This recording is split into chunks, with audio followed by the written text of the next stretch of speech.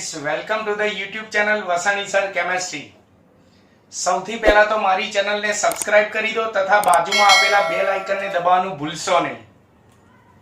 આપણે ચેપ્ટર 5 ના ફર્સ્ટ લેક્ચરમાં પદાર્થના ઘટક કણો, હું ઘટક કણો બોલું ને એટલે અણુ કે પરમાણુ સમજવાનું, એની વચ્ચે લાગતું આંતરઆણ્વીય આકર્ષણ બળ એટલે કે વાન ડર વાલ્સ આકર્ષણ બળ ભણ્યા હતા। આજના આ વિડિયો લેક્ચરમાં એ વાન ડર વાલ્સ આકર્ષણ બળના પ્રકારો ભણવાના છીએ।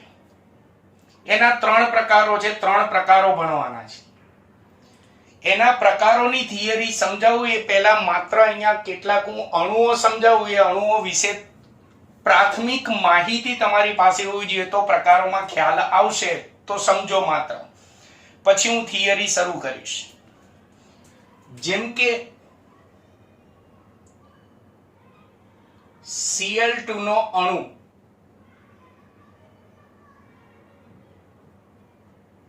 Cl2 નો અણુ બે ક્લોરીન પરમાણુઓ જે હોય એમાંથી બને, બે ક્લોરીન પરમાણુમાંથી બને। ક્લોરીન એ સમૂહ 17 નું તત્વ છે, એટલે તેની બાહ્યતમ કક્ષામાં 7 ઇલેક્ટ્રોન હોય, એટલે બાહ્યતમ કક્ષાના ઇલેક્ટ્રોનને આપણે ટપકા વડે દર્શાવીશું, 7 ઇલેક્ટ્રોન હોય।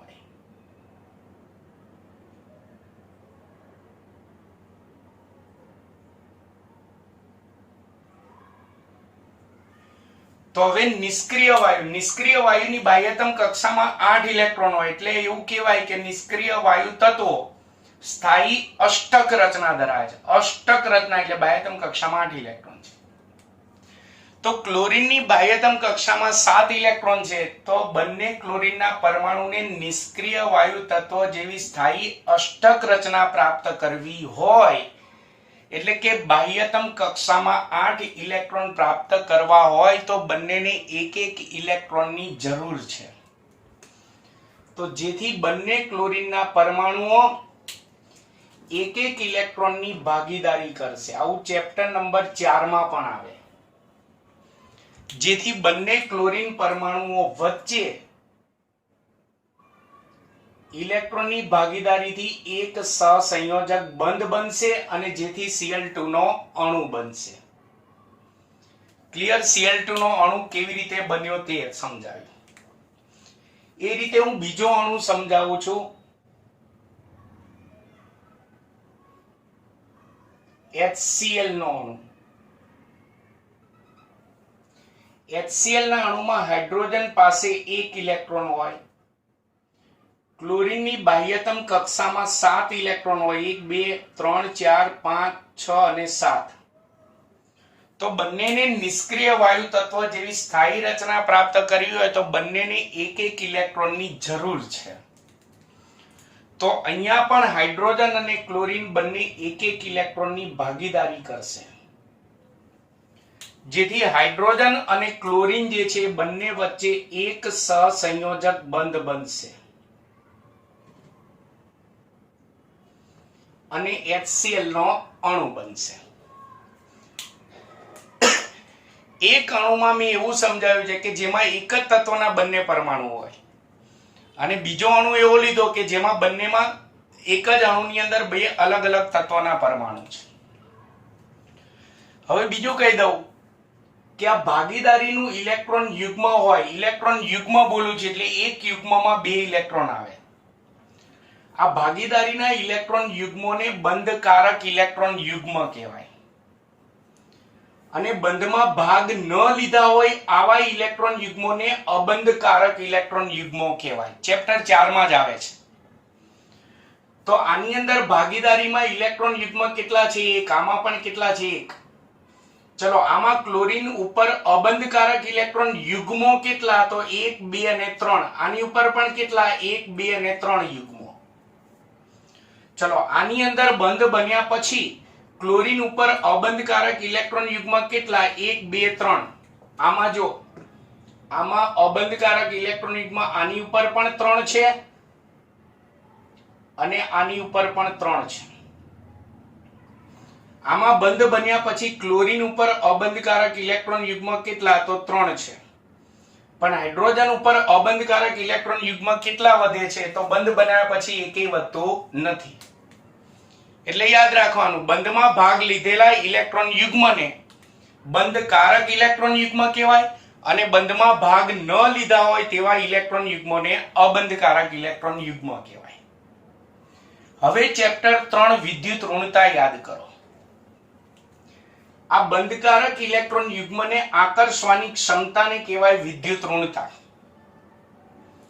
તો અહીંયા બંને ક્લોરીનના પરમાણુઓ છે, એક જ તત્વના પરમાણુઓ છે, તો બંનેની આ બંધકારક ઇલેક્ટ્રોન યુગ્મોને આકર્ષવાની ક્ષમતા કેવી હોય? એક સરખી હોય.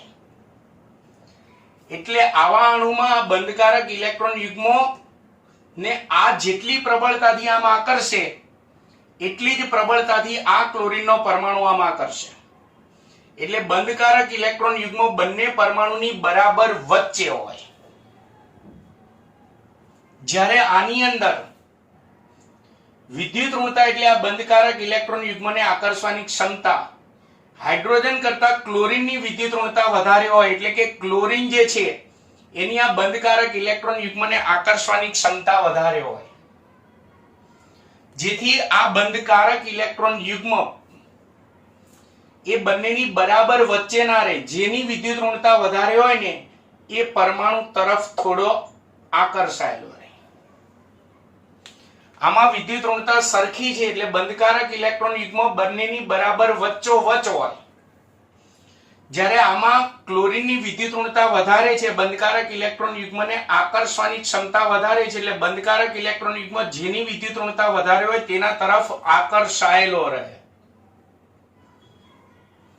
જેના કારણે આવા અણુમાં જેની વિદ્યુત ઋણતા વધારે હોય તેના તરફ આકર્ષાયેલો રહે, એટલે આ પરમાણુ પર આંશિક ઋણ વીજભાર ઉત્પન્ન થાય. આંશિક ઋણ વીજભાર એને માઈનસ ડેલ્ટા વડે દર્શાય. આંશિક એટલે એકદમ થોડો ઋણ વીજભાર ઉત્પન્ન થાય. અને જે પરમાણુથી આમ દૂર જાય છે બંધકારક ઇલેક્ટ્રોન યુગ્મ એ પરમાણુ પર આંશિક ધન વીજભાર ઉત્પન્ન થાય, જેને પ્લસ ડેલ્ટા વડે દર્શાવાય. આને આપણે સાદો સહસંયોજક બંધ કહીશું. આને ધ્રુવીય સહસંયોજક બંધ કહેવાય. અને આવા અણુને ધ્રુવીય અણુ કહેવાય.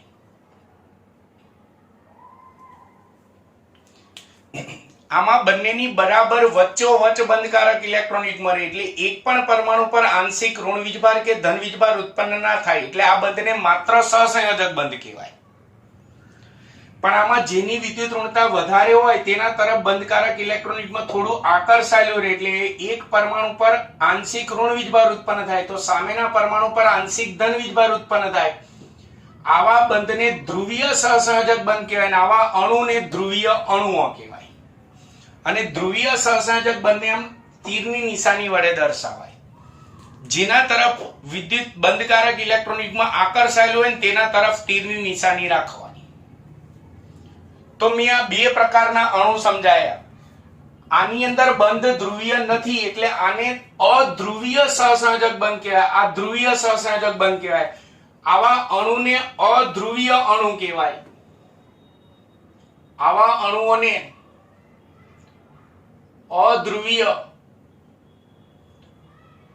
અણુ કહેવાય અને આવા બંધને ધ્રુવીય સહસંયોજક બંધ અને આવા અણુને ધ્રુવીય અણુ કહેવાય. ક્લિયર? હવે સમજો. તો આવા અણુની જો ચર્ચા કરીએ, આવા અણુને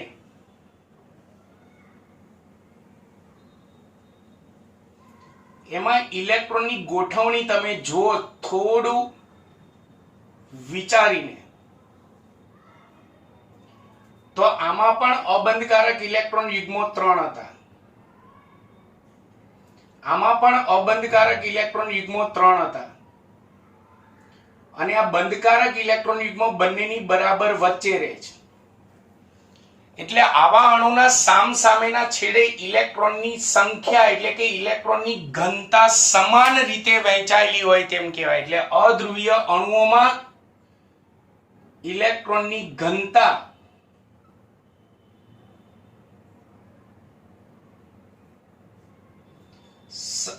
સામસામેના છેડે સમાન રીતે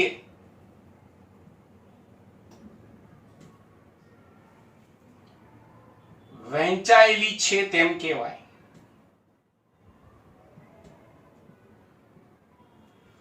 આમાં એક પણ છેડે ઇલેક્ટ્રોનની સંખ્યા એટલે કે ઇલેક્ટ્રોનની ઘનતા, ઇલેક્ટ્રોનનો જથ્થો વધારે નથી, એક પણ છેડે ઓછો પણ નથી. એટલે સામસામે ઇલેક્ટ્રોન સરખા છે, સરખી સંખ્યામાં છે, ઇલેક્ટ્રોનનો જથ્થો સરખો છે.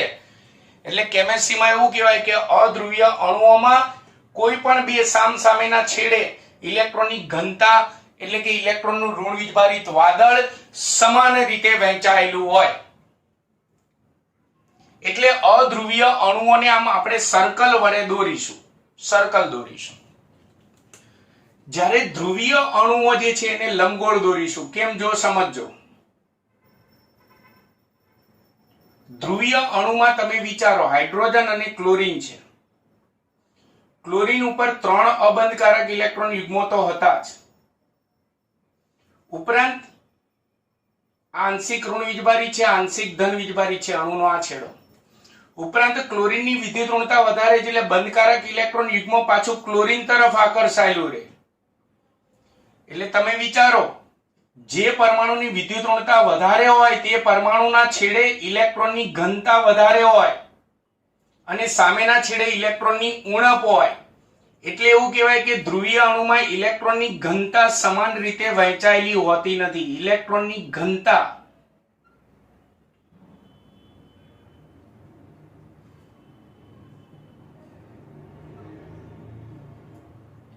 સમાન રીતે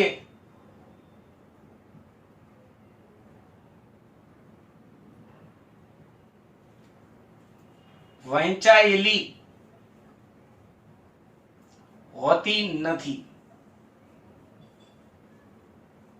અને એમાં ધ્યાન રાખવાનું, જેની વિદ્યુત ઋણતા વધારે હોય તે છેડે ઇલેક્ટ્રોનની ઘનતા એટલે કે ઇલેક્ટ્રોનનો જથ્થો, ઇલેક્ટ્રોનનું વાદળ વધારે હોય અને સામેના છેડે ઇલેક્ટ્રોનની ઉણપ સર્જાયેલી હોય એટલે સામેનો છેડો આંશિક ધન વીજભારિત હોય.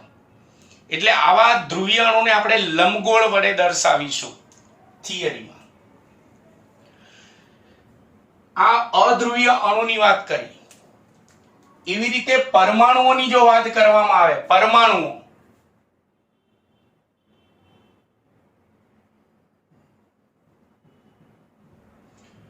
તો પરમાણુમાં પણ ઇલેક્ટ્રોનની ઘનતાની વહેંચણી અધ્રુવીય અણુ જેવી જ હોય. આપણે ચેપ્ટર નંબર 2 માં ભણી ગયા પરમાણુ વીજભારની દ્રષ્ટિએ તટસ્થ હોય, એનો એક પણ છેડો આંશિક ઋણ વીજભારિત કે ધન વીજભારિત ના હોય. પરમાણુ દોરીએ તો વચ્ચે કેન્દ્ર દોરવું પડે, અણુ દોરીએ તો વચ્ચે કેન્દ્રો નહીં દોરવાના. એટલે પરમાણુની અંદર પણ સામસામેના છેડે ઇલેક્ટ્રોનની ઘનતા સમાન રીતે વહેંચાયેલી હોય છે. એટલે કે આખા પરમાણુમાં ઇલેક્ટ્રોનનું વાદળ ઋણ વીજભારિત ઘનતા સમાન રીતે વહેંચાયેલી હોય છે. એટલે તમારે બે વસ્તુ યાદ રાખવાની, ઇલેક્ટ્રોનની ઘનતા સામસામેના છેડે કયા કણોમાં સમાન રીતે વહેંચાયેલી હોય, તો એક તો અધ્રુવીય અણુઓમાં અને પરમાણુઓમાં, અને સામસામેના છેડે ઇલેક્ટ્રોનની ઘનતા સમાન રીતે કયા કણોમાં ન વહેંચાયેલી હોય, તો ધ્રુવીય અણુઓમાં. એટલે અધ્રુવીય અણુ કે પરમાણુનો એક પણ છેડો ઋણ વીજભારિત કે ધન વીજભારિત ના હોય, જ્યારે ધ્રુવીય અણુનો જે એક છેડો ઋણ વીજભારિત હોય, એક છેડો ધન વીજભારિત હોય, જેની વિદ્યુત ઋણતા વધારે હોય તે છેડો ઋણ વીજભારિત હોય અને જેની વિદ્યુત ઋણતા ઓછી હોય તે છેડો ધન વીજભારિત હોય. આટલું માઇન્ડમાં ક્લિયર હશે તો હવે પછીની થિયરીમાં ખ્યાલ આવશે. તો હવે આપણે વાન ડેર વાલ્સ આકર્ષણ બળના પ્રકારો શરૂ કરીશું. વાન ડેર વાલ્સ આકર્ષણ બળનો પહેલો પ્રકાર, જેને વિસર્જન બળ પણ કહે છે અથવા વિક્ષેપણ બળ તરીકે પણ ઓળખવામાં આવે છે, અથવા એનું ત્રીજું નામ, બધા નામ મોઢે કરવાના, વિકલ્પ કે પ્રશ્ન હોય ત્યારે ગમે તે નામથી પ્રશ્ન પૂછી શકે. એને લંડન બળ તરીકે પણ ઓળખવામાં આવે છે. તો ચાલો આપણે શરૂ કરીએ વાન ડેર વાલ્સ આકર્ષણ બળનો પહેલો પ્રકાર. મેં તમને લાસ્ટ લેક્ચરમાં જ કહ્યું છે કે વાન ડેર વાલ્સ આકર્ષણ બળની ટૂંક નોંધ અને એના પ્રકારો ચલાવને ખાસ તૈયાર કરવા ઓર્ગેનિકની અંદર અવારનવાર તેનો ઉપયોગ થશે. ભૌતિક ગુણધર્મો જ્યારે સમજાણ થશે ને ત્યારે સૌથી પહેલા તો આ પ્રકારના આકર્ષણ બળનો વિચાર કોણે રજૂ કર્યો, એટલે કે આ પ્રકારનું આકર્ષણ બળની રજૂઆત કોણે કરી. હું મુદ્દા ટૂંકમાં લખતો રહીશ થિયરીમાં. આ પ્રકારના આકર્ષણ બળની રજૂઆત જર્મન વૈજ્ઞાનિક ફ્રિટ્ઝ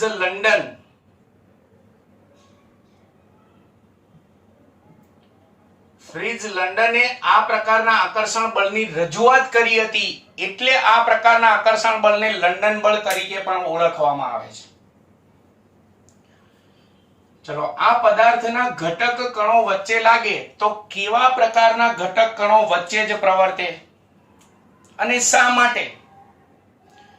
તો આપણે અહીંયા ભણી ગયા પરમાણુઓ અને અધ્રુવીય અણુમાં ઇલેક્ટ્રોનની ઘનતાનું વાદળ સામ સામેના છેડે સમાન રીતે વહેંચાયેલું હોય, જેથી બે પરમાણુઓ વચ્ચે અથવા તો આવા બે અધ્રુવીય અણુઓ વચ્ચે આ પ્રકારનું આકર્ષણ બળ પ્રવર્તેલું હોય. એટલે કોની વચ્ચે પ્રવર્તેલું હોય? તો પરમાણુઓ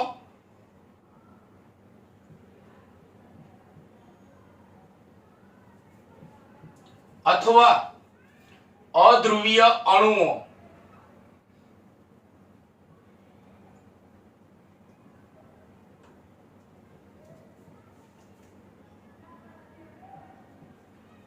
અણુઓમાં ઇલેક્ટ્રોનની ઘનતા અથવા તો ઇલેક્ટ્રોન ઘનતા વાદળ સામ સામેના છેડે સમાન રીતે વહેંચાયેલું હોવાથી તેમની વચ્ચે વિક્ષેપણ બળ, વિસર્જન બળ અથવા તો લંડન બળ પ્રવર્તેલું હોય છે.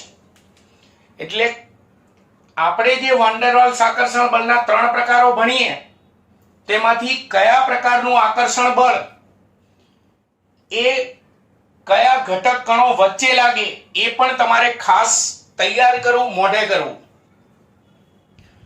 ચાલો, પરમાણુઓ કે અધ્રુવીય અણુઓમાં લાગે તો તેની સમજૂતી આકૃતિ દ્વારા આપણે ભણીએ. 3 આકૃતિઓ દ્વારા આપણે તેની સમજૂતી ભણીશું. એમાં પહેલા આકૃતિ 1. હવે આ આકર્ષણ બળ કાં તો બે પરમાણુઓ વચ્ચે અથવા બે અધ્રુવીય અણુઓ વચ્ચે ઉદ્ભવે તો કાં તો પરમાણુઓની આકૃતિ દ્વારા સમજાવ, કાં તો બે અધ્રુવીય અણુઓની આકૃતિ દ્વારા સમજાવ. પરમાણુઓની આકૃતિ દ્વારા સમજાવ તો વચ્ચે કેન્દ્ર દોરવાનું, અણુઓની આકૃતિ દ્વારા સમજાવ તો વચ્ચે કેન્દ્ર નહીં દોરવાનું, કેમ કે અણુમાં એક કરતા વધારે કેન્દ્રો હોય. આપણે ચોપડી મુજબ બે પરમાણુઓનું ઉદાહરણ લઈશું. ચલો, આકૃતિમાં સમજજો. અત્યારે આકૃતિ 1 માં હું બે પરમાણુ દોરું છું, વચ્ચે ધનવીજભારિત કેન્દ્ર છે. આ પરમાણુ 1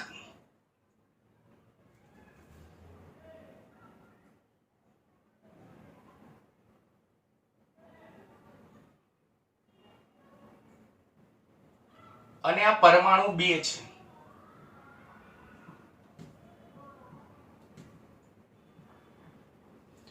અત્યારે હાલ બંને એકબીજાના સંપર્કમાં આવ્યા નથી, ત્યારે અત્યારે હાલ પહેલા તો સરખા સર્કલ દોરવાના, નાના મોટા દોરવાના નહીં. મારે નાના મોટા દોરાઈ જાય તો તમારે સમજી લેવાનું સરખા છે.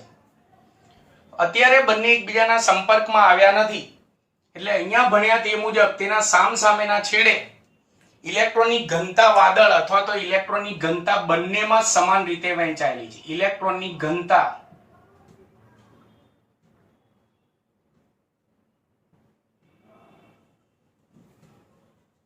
બંનેમાં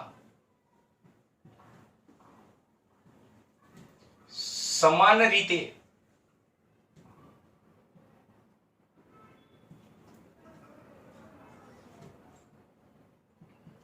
વહેંચાયેલી હોય છે.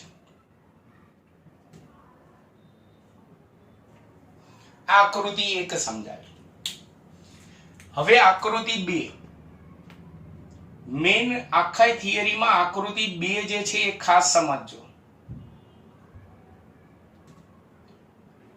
જ્યારે આ બંને પરમાણુઓ એકબીજાના સંપર્કમાં નથી આવે ત્યારે તેમાં બંનેમાં સામસામેના છેડે ઇલેક્ટ્રોનની ઘનતા બંનેમાં સમાન રીતે વહેંચાયેલી છે.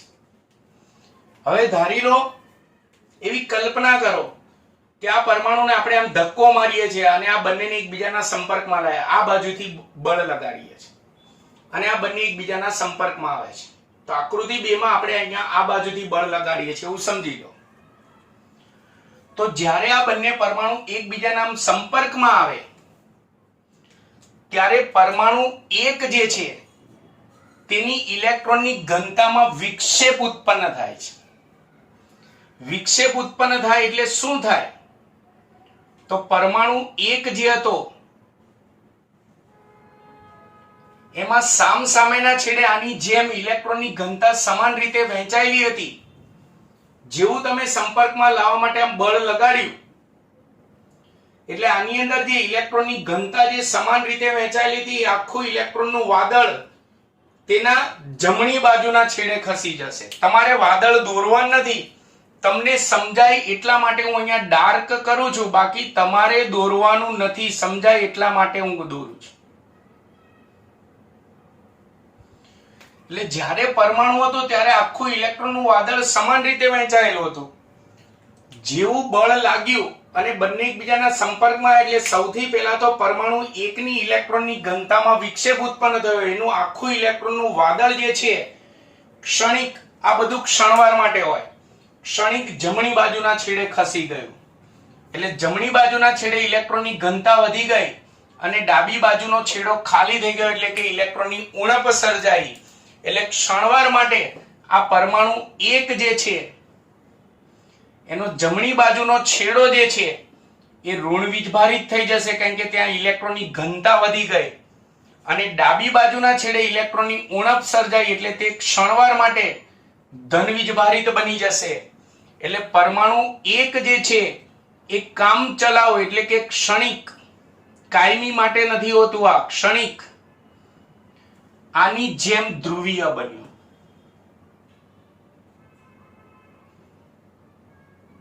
ક્ષણિક ધ્રુવીય બને. પેલા અધ્રુવીય હતો, કારણ કે એક પણ છેડે ઋણ વીજભાર કે ધન વીજભાર નહોતો. જેવું બળ લાગ્યું અને બંને એકબીજાના સંપર્કમાં આવ્યા એટલે એને આખું ઇલેક્ટ્રોનનું વાદળ હોય, આમ કલ્પના કરો, આખું ઇલેક્ટ્રોનનું વાદળ જે છે એ ખસીને આખું એના જમણી બાજુના છેડે ખસી ગયું. એટલે જમણી બાજુના છેડે ઇલેક્ટ્રોનની ઘનતા વધી ગઈ એટલે તે ઋણ વીજભારિત બની જશે ક્ષણિક. અને ડાબી બાજુના છેડે ઇલેક્ટ્રોનની ઉણપ સર્જાશે એટલે ડાબી બાજુનો છેડો ક્ષણિક ધન વીજભારિત બની જશે. એટલે પરમાણુ એક જે છે ક્ષણિક આની જેમ ધ્રુવીય બનશે. ધ્રુવીય બને એવું પણ બોલાય અથવા દ્વિધ્રુવીય બને છે એવું પણ કહેવાય. આપણે ધ્રુવીય રાખીએ. ક્લિયર? આ પરમાણુ એક. હવે જેવો આ પરમાણુ એક આની સાથે અથડાય અને ધ્રુવીય બન્યો એટલે એની અસરથી પરમાણુ 2 જે છે એની અસર તેના સંપર્કમાં આવતા પરમાણુ 2 ઉપર થશે. જો પેલા અધ્રુવીય હતો એટલે ગોળ દોર્યો, ધ્રુવીય થઈ ગયો એટલે આની જેમ લંબગોળ દોર્યો. હવે આની અસર સંપર્કમાં આવતા બીજા પરમાણુ ઉપર થશે, જેથી બીજા પરમાણુની ઇલેક્ટ્રોનની ઘનતા જે છે એમાં પણ વિક્ષેપ ઉત્પન્ન થશે. પરમાણુ 2 ની ઇલેક્ટ્રોનની ઘનતામાં પણ વિક્ષેપ ઉત્પન્ન થશે. એમાં પણ શું થશે જો તમે વિચારો, આને આમ બળ લગાડ્યું તો આનું આખું વાદળ જે છે આમ આ બાજુના છેડે ખસી ગયું ઇલેક્ટ્રોનનું વાદળ, તો એની અસર આમાં થાય, આમ ટચ થાય, સંપર્કમાં આવે એટલે આનું ઇલેક્ટ્રોન વાદળ જે સમાન રીતે વહેંચાયેલું હતું એ પણ વિક્ષેપણ પામશે અને જમણી બાજુના છેડે ખસી જશે. તમારે આ ડાર્ક કરવાનું નથી, તમને સમજાય એટલા માટે હું ઇલેક્ટ્રોનનું વાદળ દોરું છું. એટલે પરમાણુ એક ક્ષણિક ધ્રુવીય બને એટલે તેના સંપર્કમાં આવતા પરમાણુ 2 જે છે એની ઇલેક્ટ્રોનની ઘનતામાં પણ વિક્ષેપ ઉત્પન્ન થશે અને એમાં પણ આખું ઇલેક્ટ્રોનનું વાદળ જમણી બાજુના છેડે ખસી જશે. એટલે તેનો જમણી બાજુનો છેડો આની જેમ કેવો બની જશે? ક્ષણિક ઋણ વીજભારિત. અને ડાબી બાજુનો છેડે ઇલેક્ટ્રોનની ઉણપ સર્જાશે એટલે કેવો બની જશે? ક્ષણિક ધન વીજભારિત. એટલે આની અસર પરમાણુ 2 ઉપર થાય એટલે પરમાણુ 2 પણ આની જેમ ક્ષણિક ધ્રુવીય બને છે. ક્ષણિક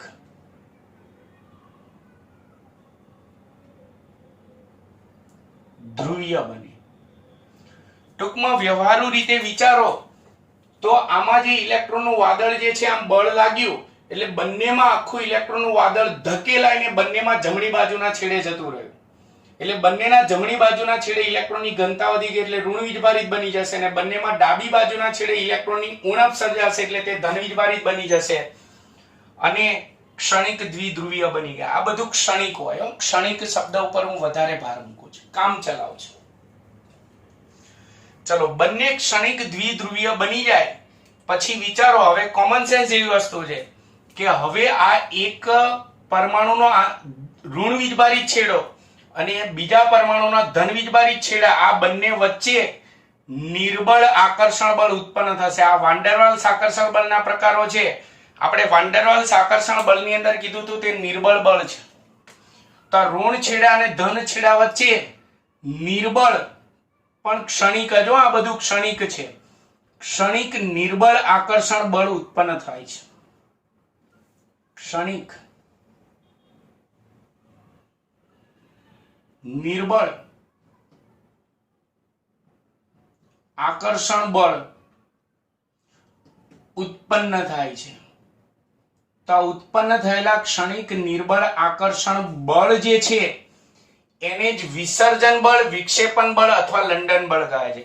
કેમ આવા નામ છે? તો હવે તમે વિચારો કે એની ઇલેક્ટ્રોનની ઘનતા સમાન રીતે વહેંચાયેલી હતી. એની ઇલેક્ટ્રોનની ઘનતામાં વિક્ષેપ ઉત્પન્ન કર્યો, વિક્ષેપ, અથવા તો એની ઇલેક્ટ્રોનની ઘનતા સમાન રીતે વહેંચાયેલી હતી, એનું વિસર્જન કર્યું. વિસર્જન કરવું, વિક્ષેપણ કરવું બધું એક જ. એમાં ખલેલ પહોંચાડી, આપણે વિક્ષેપ ઉત્પન્ન કર્યો, ખલેલ પહોંચાડી અને પછી આપણે આકર્ષણ બળ ઉત્પન્ન કર્યું એટલે એનું નામ છે વિસર્જન બળ અથવા વિક્ષેપણ બળ. અને આવી રજૂઆત ફ્રીઝ લંડને કરી હતી એટલે તેનું ત્રીજું નામ છે લંડન બળ. ક્લિયર છે? આકૃતિ 2 માં ટૂંકું ટચ રિવિઝન કરાવી દઉં ફટાફટ. પહેલા બંને પરમાણુઓમાં ઇલેક્ટ્રોનની ઘનતા સમાન રીતે વહેંચાયેલી હતી. જ્યારે આ પરમાણુ એક પરમાણુ 2 ના સંપર્કમાં જાય, આમ બળ લાગ્યું તો પહેલા આની ઇલેક્ટ્રોનની ઘનતામાં વિક્ષેપ ઉત્પન્ન થાય, જેથી આનું આખું ઇલેક્ટ્રોનનું વાદળ જમણી બાજુ ખસી જશે. એટલે જમણી બાજુના છેડે ઇલેક્ટ્રોનની ઘનતા વધી જાય એટલે તે ઋણ વીજભારિત બને. ડાબી બાજુના છેડે ઇલેક્ટ્રોનની ઉણપ સર્જાય એટલે તે ધન વીજભારિત બને. એટલે ક્ષણિક ધ્રુવીય બની ગયો. ધ્રુવીય પણ બોલાય અથવા દ્વિધ્રુવીય પણ બોલાય. ચલો, તેની અસર સંપર્કમાં આવતા પરમાણુ 2 ઉપર થશે એટલે પરમાણુ 2 નું ઇલેક્ટ્રોનની વાદળ જે છે એ પણ જમણી બાજુ ખસી જશે. એટલે પરમાણુ 2 માં પણ જમણી બાજુના છેડે ઇલેક્ટ્રોનની ઘનતા વધી જશે એટલે તે ઋણ વીજભારિત થઈ જશે ક્ષણિક. અને ડાબી બાજુના છેડે ઇલેક્ટ્રોનની ઉણપ સર્જાશે એટલે તે ધન વીજભારિત થઈ જશે ક્ષણિક. અને ત્યાર પછી એક પરમાણુનો ઋણ વીજભારિત છેડા અને બીજા પરમાણુના ધન વીજભારિત છેડા વચ્ચે ક્ષણિક એટલે કે કામ ચલાવ નિર્બળ આકર્ષણ બળ ઉત્પન્ન થાય. એ નિર્બળ આકર્ષણ બળને વિસર્જન બળ અથવા વિક્ષેપણ બળ કહેવાય. ક્લિયર છે? હવે આકૃતિ 3 સમજાવવાની છે.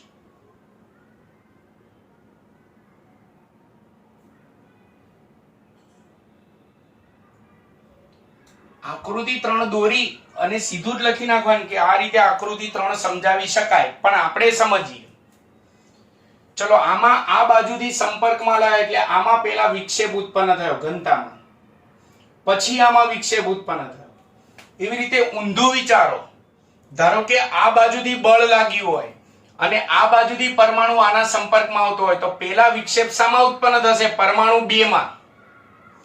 એટલે આ બાજુ બળ લાગ્યું એટલે પરમાણુ 2 માં ઇલેક્ટ્રોનની ઘનતામાં વિક્ષેપ ઉત્પન્ન થાય એટલે એનું આખું ઇલેક્ટ્રોન વાદળ કઈ બાજુ ખસે? ડાબી બાજુના છેડે.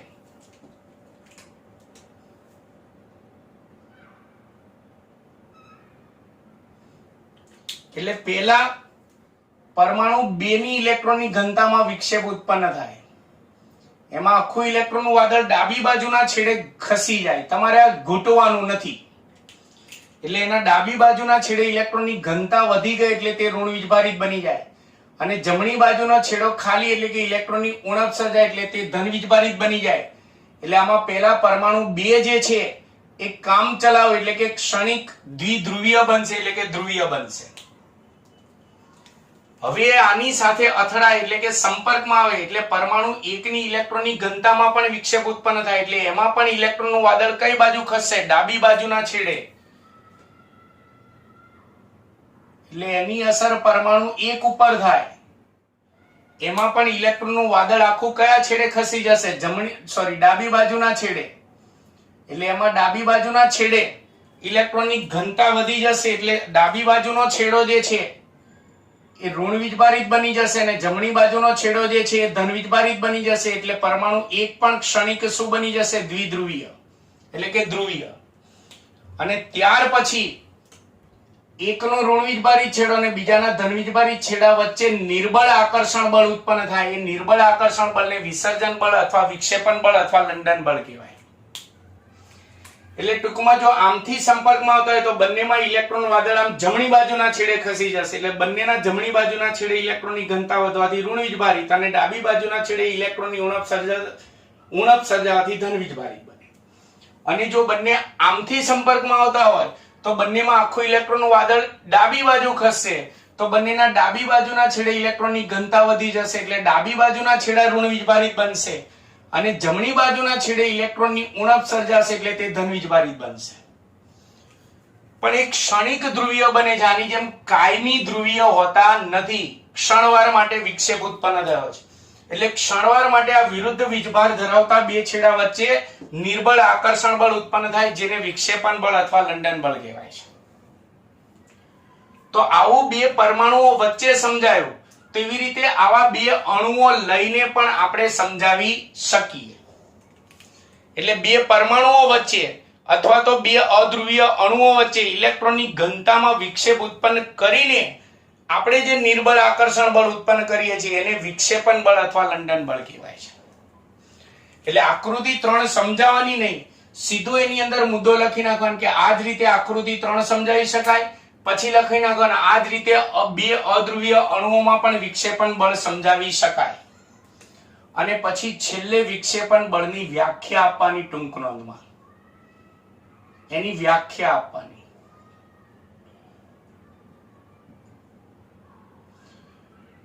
બે પરમાણુઓ વચ્ચે પણ ઉત્પન્ન થાય અને બે અધ્રુવીય અણુઓ વચ્ચે પણ ઉત્પન્ન થાય એટલે વ્યાખ્યામાં બંનેનો ઉલ્લેખ થવો જોઈએ. એટલે હું વ્યાખ્યા બનાવું છું, લાંબી છે પણ સહેલી છે, સમજજો. બે પરમાણુઓ અથવા બે અધ્રુવીય અણુઓમાંથી એકની ઇલેક્ટ્રોનની ઘનતામાં વિક્ષેપ ઉત્પન્ન કરવામાં આવે તો તેની અસરથી સંપર્કમાં આવતા બીજા પરમાણુ કે અણુની ઇલેક્ટ્રોનની ઘનતામાં પણ વિક્ષેપ ઉત્પન્ન થાય છે. જેથી બંને પરમાણુઓ અથવા બંને અધ્રુવીય અણુઓ ક્ષણિક દ્વિધ્રુવીય બને છે. આથી તેના બે વિરુદ્ધ વીજભાર ધરાવતા બે છેડાઓ વચ્ચે નિર્બળ આકર્ષણ બળ ઉત્પન્ન થાય છે. નિર્બળ આકર્ષણ બળને વિક્ષેપણ બળ અથવા લંડન બળ કહે છે. આ રીતે વ્યાખ્યા બનાવવાની. થોડી લાંબી છે પણ આમ સહેલી છે. તો આ આપણે વાન ડર વાલ્સ આકર્ષણ બળનો પહેલો પ્રકાર થયો. સિમ્પલ જ છે, ધ્યાન રાખજો. આખું વાદળ આમ સંપર્કમાં આવે તો આખું વાદળ આમ જતું રહ્યું અને આમથી સંપર્કમાં આવે તો આખું વાદળ આમ જતું રહ્યું. ક્લિયર? ચલો હવે આપણે વાન ડર વાલ્સ આકર્ષણ બળનો બીજો પ્રકાર ભણીશું.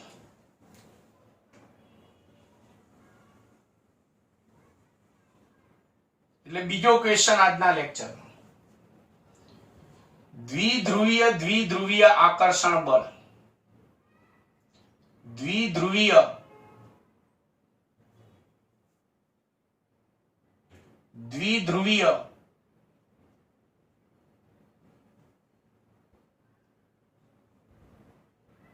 આકર્ષણ બળ.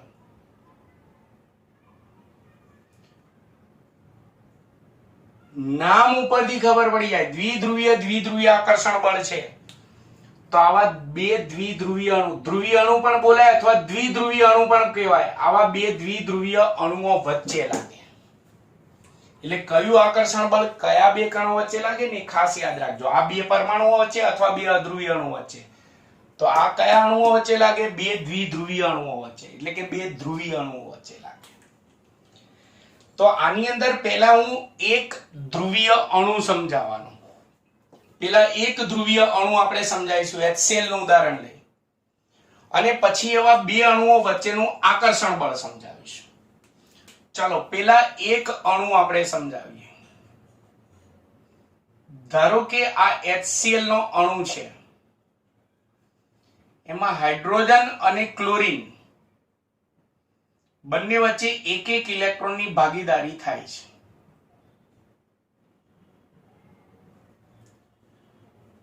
આમાં આ દ્વિધ્રુવીય અણુ જે છે એમાં આપણે કીધું ઇલેક્ટ્રોનની ઘનતા સમાન રીતે વહેંચાયેલી ના હોય. કેમ? કારણ કે બંને પરમાણુઓ જે છે, બંને છેડે રહેલા પરમાણુની વિદ્યુત ઋણતા સરખી નથી. આમાં બંનેમાં વિદ્યુત ઋણતા સરખી હતી, એટલે એનો મતલબ કે આવા દ્વિધ્રુવીય અણુમાં બંને પરમાણુઓ જે હોય એની વિદ્યુત ઋણતામાં ઊંચો તફાવત હોય. એમાં જેની વિદ્યુત ઋણતા વધારે હોય, ચલો આમાં ક્લોરીનની વિદ્યુત ઋણતા વધારે છે, તો જેની વિદ્યુત ઋણતા વધારે હોય તે પરમાણુ પર, જેની વિદ્યુત ઋણતા વધારે હોય તે પરમાણુ તરફ આ બંધકારક ઇલેક્ટ્રોન યુગ્મ આકર્ષાયેલું રહે, એટલે તે પરમાણુ પર આંશિક ઋણ વીજભાર ઉત્પન્ન થાય. અને જે પરમાણુની વિદ્યુત ઋણતા ઓછી હોય,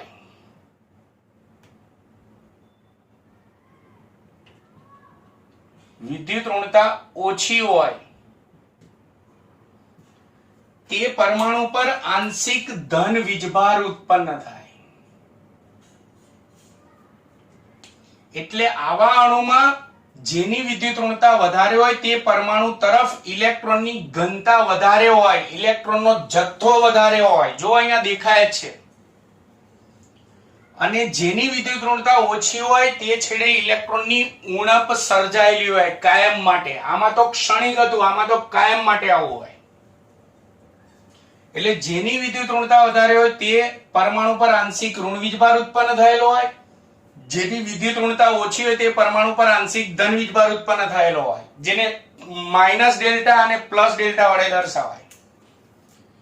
ચલો આ જે ઋણ વીજભાર કે ધન વીજભાર, હા અહીંયા જેટલો ઋણ વીજભાર ઉત્પન્ન થાય એટલો ધન વીજભાર ઉત્પન્ન થાય, પણ આંશિક હોય, થોડોક જ હોય. તો ઋણ વીજભાર કે ધન વીજભારનું મૂલ્ય કેટલું હોય? મૂલ્ય તો આંશિક વીજભારનું મૂલ્ય 1.6 ગુણ્યા 10⁻−19 ઘાત કુલંબ થી પણ ઓછું હોય. ઓહો,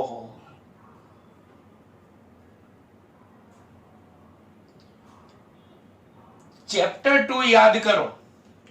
અહીંયા જે આંશિક ઋણ વીજભાર ઉત્પન્ન થાય તો આટલા કુલંબ થી પણ ઓછો, અને અહીંયા ધન વીજભાર ઉત્પન્ન થાય તો આટલા કુલંબ થી પણ ઓછો ધન વીજભાર ઉત્પન્ન થાય. ચેપ્ટર 2 યાદ કરો. એક ઇલેક્ટ્રોન ઉપર આટલો આંશિક આટલો ઋણ વીજભાર હોય અને એક પ્રોટોન ઉપર આટલો ધન વીજભાર હોય. તો આનો મતલબ શું થયો અહીંયા? કે જેની વિદ્યુત ઋણતા વધારે છે તેના પર એક ઇલેક્ટ્રોન પર જેટલો ઋણ વીજભાર હોય ને એના કરતા પણ ઓછો ઋણ વીજભાર ઉત્પન્ન થાય.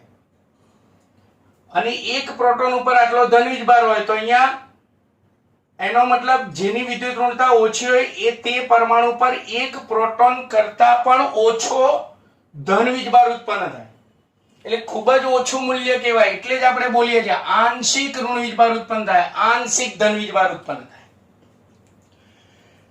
ચલો આ એક દ્વિધ્રુવીય અણુ સમજાયો. હવે આપણે આકર્ષણ બળ સમજાવ્યું. તો હવે તો સિમ્પલ, આ પ્રશ્ન આની કરતા નાનો છે. હવે આવા બે દ્વિધ્રુવીય અણુઓ એકબીજાના સંપર્કમાં આવે. ચલો આ બીજો દ્વિધ્રુવીય અણુ છે હાઇડ્રોજન, ક્લોરીન.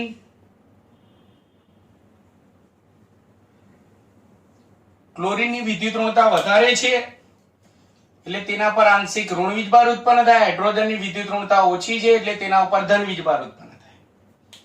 તો હવે જ્યારે આવા બે ધ્રુવીય અણુઓ એટલે કે દ્વિધ્રુવીય અણુઓ એકબીજાના સંપર્કમાં આવે ત્યારે તેના વિરુદ્ધ વીજભાર ધરાવતા આ બે છેડા વચ્ચે નિર્બળ આકર્ષણ બળ ઉત્પન્ન થાય.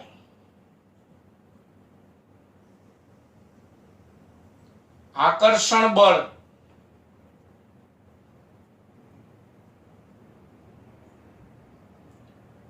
ઉત્પન્ન થાય, આ આકર્ષણ બળને દ્વિધ્રુવીય આકર્ષણ બળ કહેવાય. કારણ કે દ્વિધ્રુવીય અણુ વચ્ચે લાગે છે, માટે તેને દ્વિધ્રુવીય આકર્ષણ બળ કહેવામાં આવે છે. પણ હા, આવા અણુઓ વચ્ચે પણ વિક્ષેપણ બળ પ્રવર્તેલું હોય જ. લંડન બળ કઈક અંશે પ્રવર્તેલું હોય, પણ એની પ્રબળતા આના કરતા કેવી હોય? ઓછી. એટલે યાદ રાખજો, લંડન બળ વિક્ષેપણ બળની પ્રબળતા ખૂબ જ ઓછી, એના કરતા દ્વિધ્રુવીય આકર્ષણ બળની પ્રબળતા થોડીક વધારે હોય. આ વાન ડેર વાલ્સ આકર્ષણ બળનો બીજો પ્રકાર થયો. હવે વાન ડેર વાલ્સ આકર્ષણ બળનો ત્રીજો પ્રકાર. જો આ બે પરમાણુ અથવા બે અધ્રુવીય અણુઓ વચ્ચે, આ બે દ્વિધ્રુવીય અણુઓ વચ્ચે, હવે ત્રીજો પ્રકાર આવશે ને, એ કેવો હશે? એક અધ્રુવીય અને એક દ્વિધ્રુવીય અણુ વચ્ચે બંને અલગ અણુ આવશે. તો આપણે વાન ડેર વાલ્સ આકર્ષણ બળનો ત્રીજો પ્રકાર ભણીશું.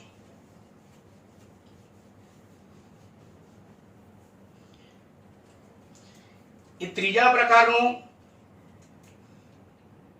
વાન ડેર વાલ્સ આકર્ષણ બળ છે,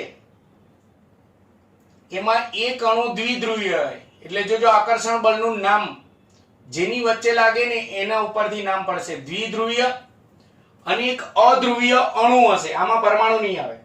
અધ્રુવીય અણુ હશે જેમાં ધ્રુવીયતા આ રીતે પ્રેરિત થશે, પ્રેરિત થશે એટલે ઉત્પન્ન થશે, એટલે પ્રેરિત ધ્રુવીય કહીશું.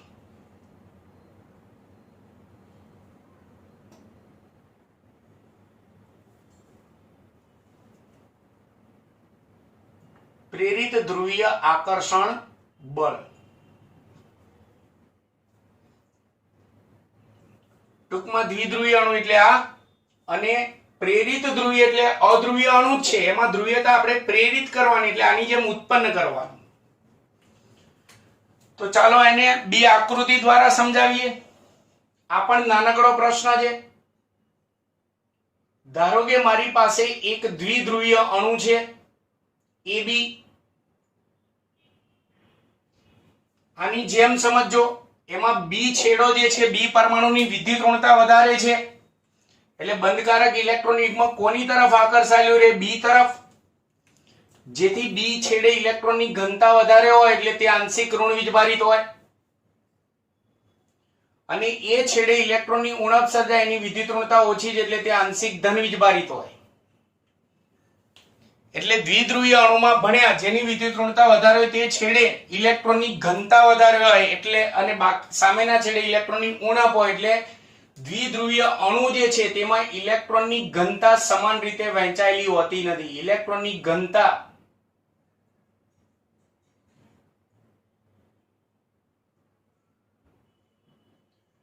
સમાન રીતે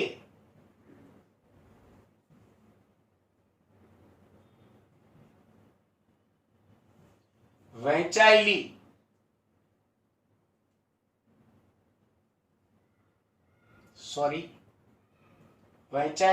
હોતી નથી.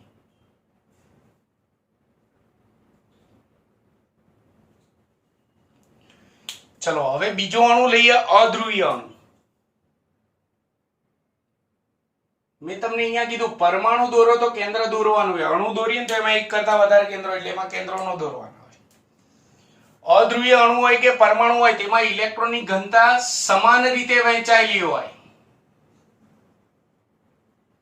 તો અહીંયા હું ડાર્ક કરું છું એટલે તમને ખ્યાલ આવે કે તેમાં સામસામેના છેડે ઇલેક્ટ્રોનની ઘનતા સમાન રીતે વહેંચાયેલી હોય. તમારે ઘૂંટવાનું નથી. એટલે આ અધ્રુવીય અણુ છે જેમાં ઇલેક્ટ્રોનની ઘનતા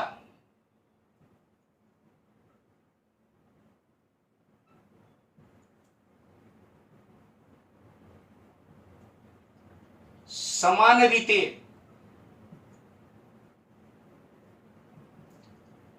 વહેંચાયેલી હોય છે. ચલો આમાં સમાન રીતે વહેંચાયેલી હતી. હવે આ બંને એકબીજાના સંપર્કમાં આવે એટલે એની અંદર ધ્રુવીયતા શું થાય? પ્રેરિત થાય. પ્રેરિત થાય એટલે ધ્રુવીયતા ઉત્પન્ન થાય. ઋણ વીજભાર અને ધન વીજભાર ઉત્પન્ન થયો. તેવી રીતે આ અધ્રુવીય અણુ, આ ધ્રુવીય અણુના જેમ જેમ નજીક જઈને એના સંપર્કમાં આવે એટલે આની અંદર ઇલેક્ટ્રોનની ઘનતામાં વિક્ષેપ ઉત્પન્ન થશે અને ધ્રુવીયતા પ્રેરિત થશે એટલે કે ઉત્પન્ન થશે. પ્રેરિત એટલે ઉત્પન્ન થવું. કઈ રીતે જોજો. ચલો, આમાં તો ધ્રુવીયતા ઓલરેડી કાયમી હતી જ. એ છેડો આંશિક ધન વીજભારિત, બી છેડો આંશિક ઋણ વીજભારિત.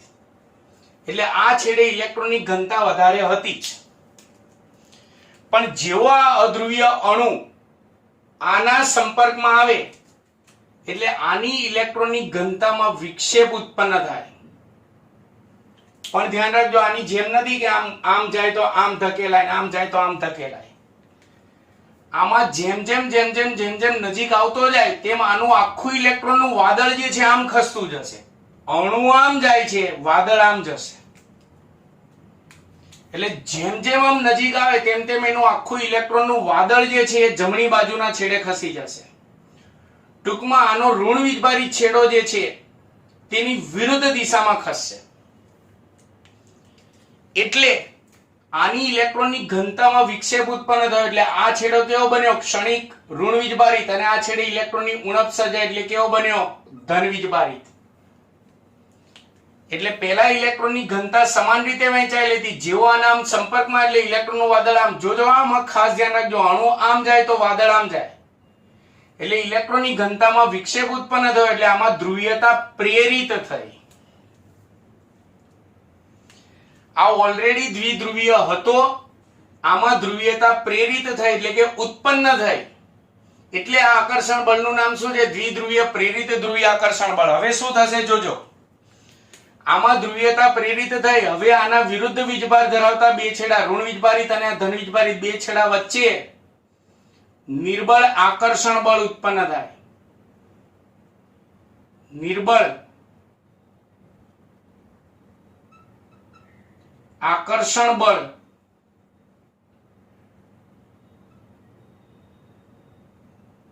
ઉત્પન્ન થાય. આ આકર્ષણ બળને દ્વિધ્રુવીય પ્રેરિત ધ્રુવીય આકર્ષણ બળ કહેવાય. પ્રેરિત ધ્રુવીય કેમ કીધું? ધ્રુવીયતા પ્રેરિત થઈ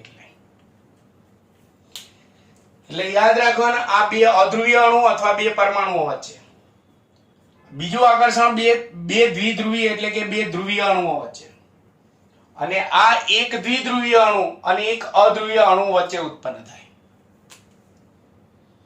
આવા અણુઓની વચ્ચે પણ કઈક અંશે વિક્ષેપણ બળ પ્રવર્તેલું હોય, પણ આની પ્રબળતા જે છે આના કરતા કેવી હોય? નિર્બળ. એટલે આ ત્રણેયમાંથી સૌથી નિર્બળમાં નિર્બળ આકર્ષણ બળ કયું? વિસર્જન બળ, વિક્ષેપણ બળ અથવા લંડન બળ. અને એક ખાસ ચોપડીમાં નથી, આ ત્રણેયમાંથી પ્રબળ કોણ? તો દ્વિધ્રુવીય આકર્ષણ. એટલે સૌથી પ્રબળ આ ત્રણેયમાંથી સૌથી પ્રબળ આ, એના કરતા થોડું નિર્બળ આ, અને એના કરતા સૌથી નિર્બળમાં નિર્બળ તો આ. તો વાન ડેર વાલ્સ આકર્ષણ બળના ત્રણ પ્રકારો પૂરા. તો પદાર્થના ઘટક કણો બોલું એટલે અણુ કે પરમાણુઓ વચ્ચે પ્રવર્તતા આ વાન ડેર વાલ્સ આકર્ષણ બળો પૂરા. હજી પદાર્થના ઘટક કણો વચ્ચે, ઘટક કણો બોલું એટલે અણુ કે પરમાણુ વચ્ચે બીજા પ્રકારનું આકર્ષણ બળ પણ આપણે ભણવાનું છે. એ આકર્ષણ બળને હાઇડ્રોજન બંધ કહેવામાં આવે છે.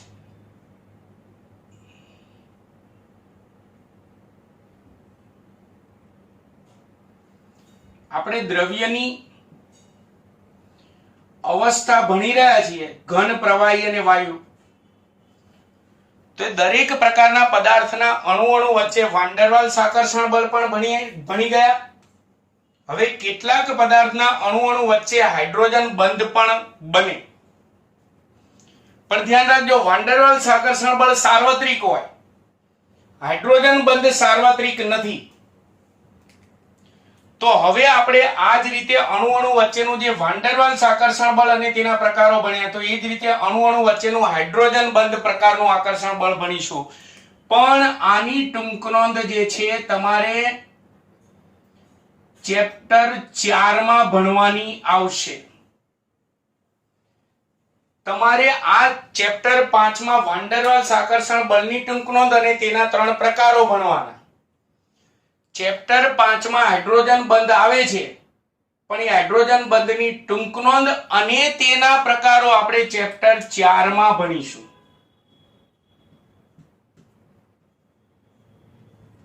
ફરીવાર બોલું છું, વાન ડર વાલ્સ આકર્ષણ બળની ટૂંક નોંધ અને તેના પ્રકારો ચેપ્ટર 5 માં ભણ્યા. હાઇડ્રોજન બંધ અને તેના પ્રકારો જે છે આપણે ચેપ્ટર 4 માં ભણીશું. આ હાઇડ્રોજન બંધની જરૂર ચેપ્ટર 5 માં પડશે નહીં. હા, હાઇડ્રોજન બંધ ચેપ્ટર 4 માં સમજાયો છે, ચેપ્ટર 5 માં સમજાયો છે. એમાં આપણે ભણવાનો છે ક્યાં? ચેપ્ટર 4 માં. તો અહીંયા આપણે પદાર્થના અણુ એટલે કે ઘટક કણો વચ્ચે પ્રવર્તતા આકર્ષણ બળો એટલે કે આંતર આણ્વીય આકર્ષણ બળો પૂરા કર્યા. વાન ડર વાલ્સ આકર્ષણ બળો અને હાઇડ્રોજન બંધ પૂરો કર્યો. આ ચેપ્ટર 4 માં ભણવાના. હવે પછીની થિયરીઓ જે છે આપણે નેક્સ્ટ લેક્ચરમાં ભણીશું. ત્યાં સુધી મને રજા આપશો. મિત્રો, જો તમને મારો વિડિયો લેક્ચર ખરેખર સારો લાગ્યો હોય, સારું સમજાયું હોય તો તમે સારી કમેન્ટ કરો. મારા વિડીયોને લાઈક અને સબસ્ક્રાઇબ કરવાનું ભૂલતા નહીં. નમસ્કાર.